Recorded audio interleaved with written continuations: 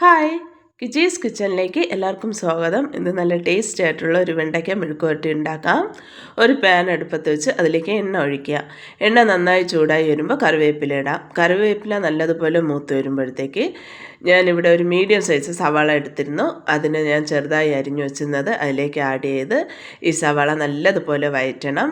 സവാള ജസ്റ്റ് ഒന്ന് വഴറ്റിയതിന് ശേഷം ഇതിലേക്ക് ആവശ്യത്തിന് ഉപ്പിടാം. ഉപ്പ് ഇട്ട് വീണ്ടും നന്നായി ഒന്ന് വഴറ്റിയതിന് ശേഷം ഒരു മീഡിയം സൈസ് പഴുത്ത തക്കാളി അരിഞ്ഞു വെച്ചിരുന്നു ചെറുതായിട്ട്. ആ തക്കാളി ഇതിലേക്ക് ആഡ് ചെയ്ത് വീണ്ടും നന്നായി വഴറ്റുക.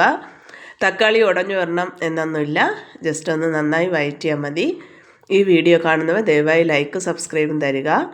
എൻ്റെ അവതരണം നിങ്ങൾക്ക് ഇഷ്ടമായാൽ ആ ബെല്ലൈക്കനോട് ഒന്ന് പ്രസ് ചെയ്ത് എന്നെ സപ്പോർട്ട് ചെയ്യുക, മാക്സിമം ഷെയർ ചെയ്യുക. സവാളയും തക്കാളിയൊക്കെ നല്ലതുപോലെ വഴണ്ടു വന്നതിന് ശേഷം ഇതിലേക്ക് 1/4 ടീസ്പൂൺ മഞ്ഞൾപ്പൊടി, 1/2 ടേബിൾ സ്പൂൺ മുളക് പൊടി എന്നിവയിട്ട് ഈ പൊടികൾ നല്ലതുപോലെ മൂപ്പിച്ചെടുക്കുക. പൊടികളെല്ലാം നല്ലതുപോലെ മൂത്ത് വന്നതിന് ശേഷം ഇതിലേക്ക് ഞാൻ ഒരു 10-15 വെണ്ടയ്ക്ക എടുത്ത് വെച്ചിരുന്നു. ആ വെണ്ടയ്ക്ക ഇങ്ങനെ ചെറുതായി അരിഞ്ഞത്, ആ വെണ്ടയ്ക്ക ഇതിലേക്ക് നമുക്ക് ആഡ് ചെയ്യാം. ആഡ് ചെയ്തതിന് ശേഷം ഈ മസാലയും വെണ്ടയ്ക്കയും നല്ലതുപോലെ മിക്സ് ചെയ്ത രീതിയിൽ നന്നായി ഒന്ന് വഴറ്റിയെടുത്തതിന് ശേഷം ഇത് ഗ്യാസ് സിമ്മിലോട്ട് മാറ്റി ഇത് നമുക്ക് അടച്ചു വെച്ച് വേവിക്കേണ്ടതുണ്ട്.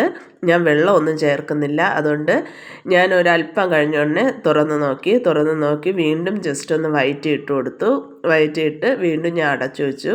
ഇങ്ങനെ ഒരു 2-3 വട്ടം ഞാൻ തുറന്നും വഴറ്റിയൊക്കെ ചെയ്തതിന് ശേഷം അവസാനം തുറന്ന് നോക്കുമ്പോഴത്തേക്ക് നല്ല ടേസ്റ്റി ആയിട്ടും നല്ല സൂപ്പറായിട്ടുള്ള വെണ്ടയ്ക്ക മെഴുക്കുവരട്ടി ഇവിടെ തയ്യാറാണ്. ഈ വീഡിയോ കാണുന്നവർ ദയവായി ലൈക്ക് സബ്സ്ക്രൈബ് ചെയ്യുക.